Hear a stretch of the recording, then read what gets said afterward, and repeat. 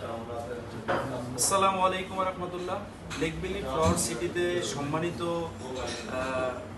আমাদের একজন অতিথি এবং একজন ক্লায়েন্ট বলা যায়, আমাদের এরই মাঝে 3 কাঠা জমি বুকিং দিয়েছেন।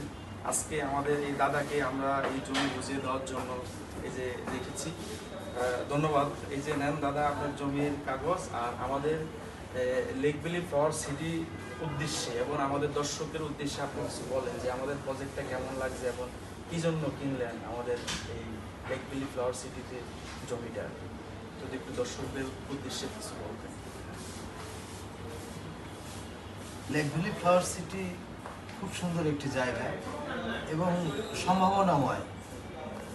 বিশেষ করে এর চারপাশে অনেক সরকারি প্রজেক্ট আছে, যেগুলোর কারণে লেক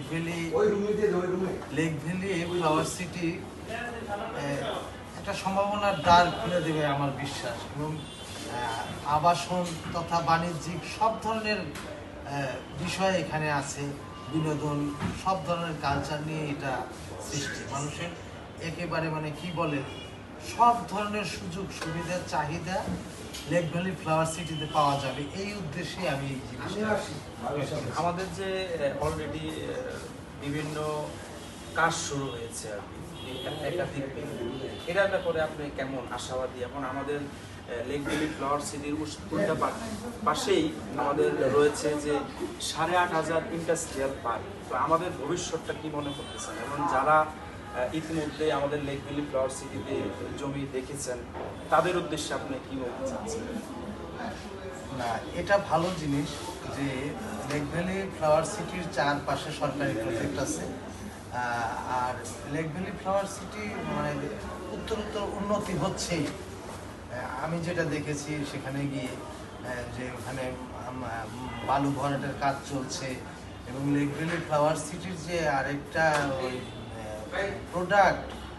প্রজেক্ট আর কি, যেটা green valley resort, green valley রিসোর্টের কার্যক্রমও অলরেডি শুরু হয়ে গেছে। এবং আমরা একটা সময় দেখতে পাবো, একটা সময় তো বেঁধে দিচ্ছে লেক ভ্যালি ফ্লাওয়ার সিটি, যে এই সময়ের মধ্যে এই কাজটা সম্পন্ন হবে।